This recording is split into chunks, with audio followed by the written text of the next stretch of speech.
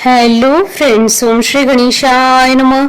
जय श्री कृष्णा। आप सभी का स्वागत है आपकी अपनी यूट्यूब चैनल पर। फ्रेंड्स, आज हम आपको इस वीडियो में बताने जा रहे हैं आषाढ़ मास की गुरु पूर्णिमा का शुभ मुहूर्त, पूजा विधि, महत्व, व्रत कथा और गुरु पूर्णिमा के दिन किए जाने वाले उपायों के बारे में। फ्रेंड्स, वीडियो शुरू करने से पहले आपसे रिक्वेस्ट है, अगर आप हमारी चैनल पर नए हैं और आपने अभी तक चैनल को सब्सक्राइब नहीं किया है तो प्लीज सब्सक्राइब कीजिएगा चैनल को, साथ ही प्रेस कीजिएगा बेल आइकन को, जिससे नए वीडियो से रिलेटेड नोटिफिकेशन आपको तुरंत प्राप्त हो सके। और वीडियो पसंद आने पर वीडियो को लाइक और शेयर जरूर कीजिएगा ताकि सभी भक्तों को इस वीडियो का लाभ प्राप्त हो सके। और कमेंट बॉक्स में जय श्री कृष्ण जरूर लिखिएगा। आषाढ़ पूर्णिमा को गुरु पूर्णिमा के नाम से भी जाना जाता है, जो गुरु शिष्य की परंपरा का प्रतीक है। इस दिन गुरु की पूजा और आशीर्वाद प्राप्त करना विशेष रूप से शुभ माना जाता है। यह तिथि हिंदू धर्म में आध्यात्म, ज्ञान और भक्ति के लिए समर्पित है। साल 2025 में आषाढ़ पूर्णिमा 10 जुलाई 2025 गुरुवार के दिन है। गुरुवार के दिन आने वाली पूर्णिमा का विशेष महत्व माना गया है। इसे गुरुवारी पूर्णिमा के नाम से भी जाना जाता है।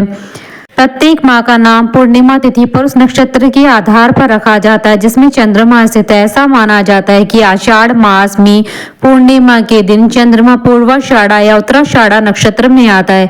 यदि आषाढ़ मास की पूर्णिमा तिथि को चंद्रमा उत्तराषाढ़ा नक्षत्र में आता है तो पूर्णिमा को समृद्धि और प्रचुरता प्राप्त करने के लिए बहुत ही शुभ और फलदायी माना जाता है। इसके अलावा आषाढ़ पूर्णिमा पर लोग गोपत व्रत का पालन करते हैं और भगवान विष्णु जी की विशेष पूजा करते हैं। मान्यता है कि गोपत व्रत बहुत ही फलदायी होता है और व्रत करने वाले को सभी तरह का आशीर्वाद प्रसन्नता प्रदान करता है। जिस दिन को गुरु पूर्णिमा के रूप में मनाया जाता है उस दिन का हिंदू धर्म और बौद्ध संस्कृति में बहुत महत्व होता है। इस दिन लोग अपने गुरु का आशीर्वाद लेते हैं और उनकी शिक्षाओं को प्राप्त करते हैं।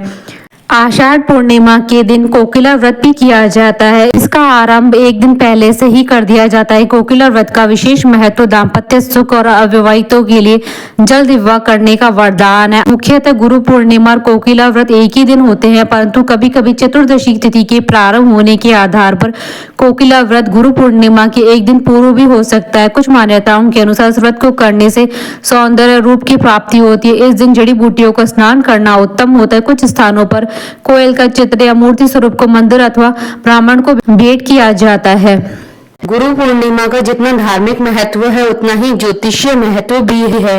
इस दिन वेदों के रचयिता वेद व्यास जी की जयंती मनाई जाती है। उनकी विशेष पूजा अर्चना की जाती है।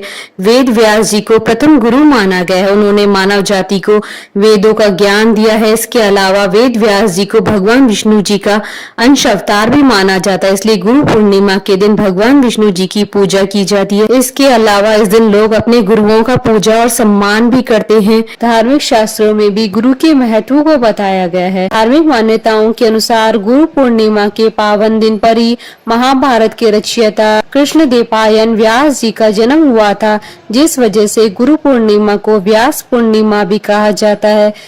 कृष्ण देवपायन व्यास संस्कृत के महान विद्वान थे। हिंदू धर्म में 18 पुराणों का जिक्र है, जिनके रचयिता भी महर्षि वेद व्यास जी हैं। साथ ही वेदों को विभाजित करने का श्रेय भी कृष्ण देवपायन व्यास जी को ही जाता है, जिस वजह से इनको वेद व्यास जी के नाम से भी जाना जाता है। महर्षि वेद व्यास जी को ही आदि गुरु भी कहा जाता है। फ्रेंड्स, अब आइए जानते हैं साल 2025 की गुरु पूर्णिमा, गोपत व्रत, व्यास पूर्णिमा, आषाढ़ पूर्णिमा और कोकिला व्रत की शुभ मुहूर्त के बारे में। हिंदू पंचांग के अनुसार साल 2025 में गुरु पूर्णिमा और कोकिला व्रत 10 जुलाई 2025 गुरुवार के दिन है। गुरुवार के दिन आने वाली पूर्णिमा का विशेष महत्व माना गया है। गुरुवार का दिन भगवान विष्णु जी को समर्पित होता है। पूर्णिमा का दिन भी भगवान विष्णु जी को समर्पित होता है, इसलिए इस दिन पूजा करने पर साधक को दुगना फल प्राप्त होता है। साथ ही इस दिन गुरु पूर्णिमा भी है तो इसका महत्व कई गुना अधिक बढ़ जाता है। आषाढ़ शुक्ल पूर्णिमा तिथि प्रारंभ होगी 10 जुलाई 2025 को सुबह 1:36 पर और आषाढ़ शुक्ल पूर्णिमा तिथि का समापन होगा 11 जुलाई 2025 को सुबह 2:06 पर। इस दिन पूर्वाषाढ़ा नक्षत्र है। कोकिला व्रत में प्रदोष कल पूजन का समय रहेगा 10 जुलाई 2025 को शाम 7:24 से शाम 9:27 तक कुल अवधि 2 घंटे 3 मिनट है। इस दिन इंद्र योग, आनंद आदि योग, ध्रुव योग का भी निर्माण हो रहा है। इंद्र योग 10 जुलाई 2025 को रात्रि 9:37 तक रहेगा और इस दिन अभिजीत मुहूर्त दोपहर 12:05 से दोपहर 12:58 तक रहेगा और मृतकाल का मुहूर्त सुबह 12:54 से सुबह 2:35 तक रहेगा और ब्रह्म मुहूर्त सुबह 4:16 से सुबह 5:04 तक रहेगा और चंद्रोदय का समय शाम 7:12 पे है। सब आइए जानते हैं गुरु पूर्णिमा की पूजा विधि के बारे में। भारतीय संस्कृति में गुरु का स्थान ईश्वर से भी ऊपर है। गुरु पूर्णिमा के दिन गुरु के चरण स्पर्श करके आशीर्वाद लें। इसके बाद गुरु को श्रद्धा और क्षमता अनुसार गुरु दक्षिणा या उपहार भेंट स्वरूप दे। इस दिन गुरु का आभार व्यक्त करने के लिए वैसी ही तैयारी करें जैसे भगवान जी की पूजा की तैयारी करते हैं। ब्रह्म मुहूर्त में उठकर घर की साफ सफाई, स्नान करके स्वच्छ वस्त्र धारण करें और फिर गुरु को टीका लगाकर प्रसाद खिलाएं, आशीर्वाद लें, फिर भेंट दें। गोपद व्रत भी आषाढ़ पूर्णिमा को ही मनाया जाता है। इस दिन भगवान विष्णु जी की पूजा की जाती है।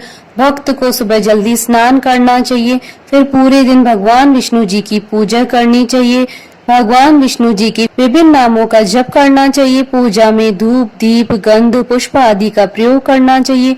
पूजा के बाद भोजन, वस्त्र, आभूषण आदि ब्राह्मणों को दान करना चाहिए। इस व्रत का पालन करते हुए गायों की पूजा की जाती है।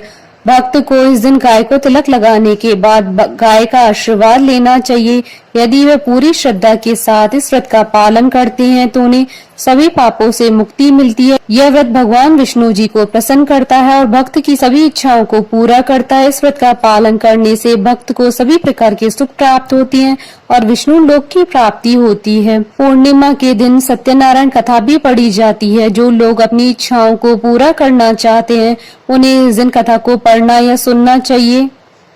फ्रेंड्स, अब आइए प्रारंभ करें गुरु पूर्णिमा की व्रत कथा। धर्म ग्रंथों में गुरु पूर्णिमा की 2 कथाएं प्रचलित हैं।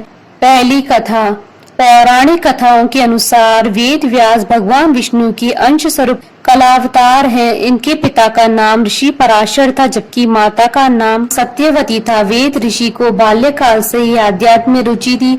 इसके फलस्वरूप उन्होंने अपने माता पिता से प्रभु दर्शन की इच्छा प्रकट की और वन में जाकर तपस्या करने की अनुमति मांगी, लेकिन उनकी माता ने वेद ऋषि की इच्छा को ठुकरा दिया।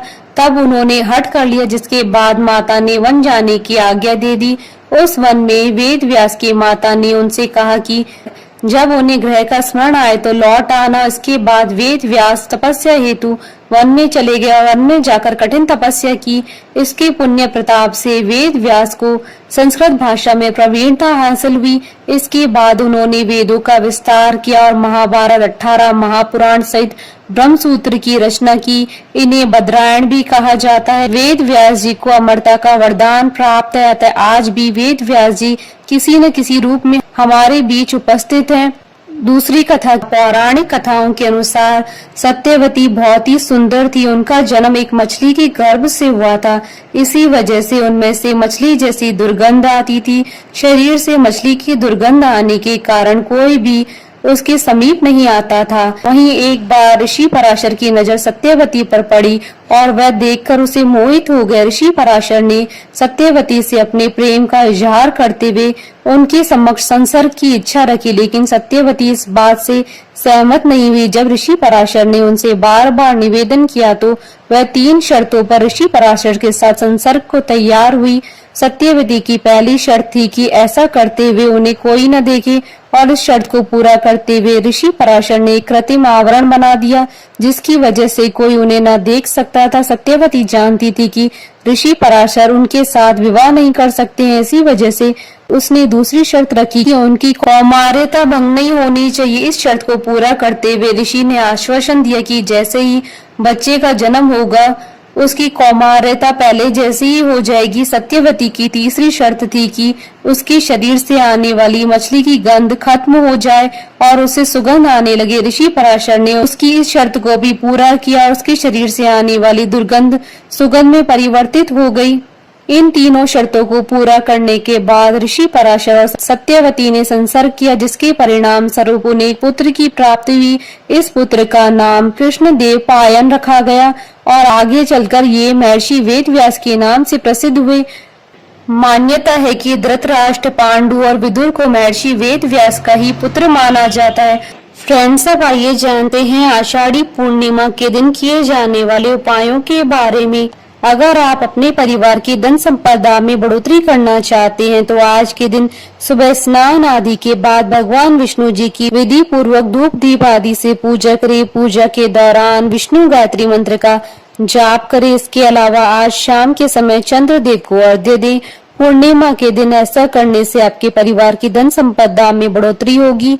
अगर आपका कोई ऐसा काम है जिसे आप जल्द से जल्द पूरा करना चाहते हैं तो उसे पूरा करने के लिए आज के दिन सुबह स्नान आदि के बाद साफ कपड़े पहनकर लक्ष्मी नारायण के मंदिर में जाइए और भगवान को कटे हुए नारियल के गोले के टुकड़े और मिश्री का प्रसाद अर्पित करना चाहिए। साथ ही अपने काम की जल्द से जल्द पूरा होने की प्रार्थना कीजिए।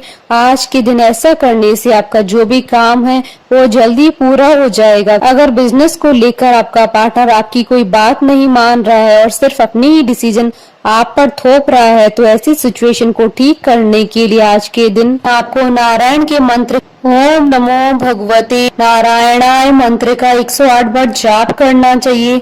आज के दिन इस मंत्र का जाप करने से आपका बिजनेस पार्टनर आपकी बात को अच्छे से सुनेगा और समझेगा, साथ ही मानने भी लगेगा।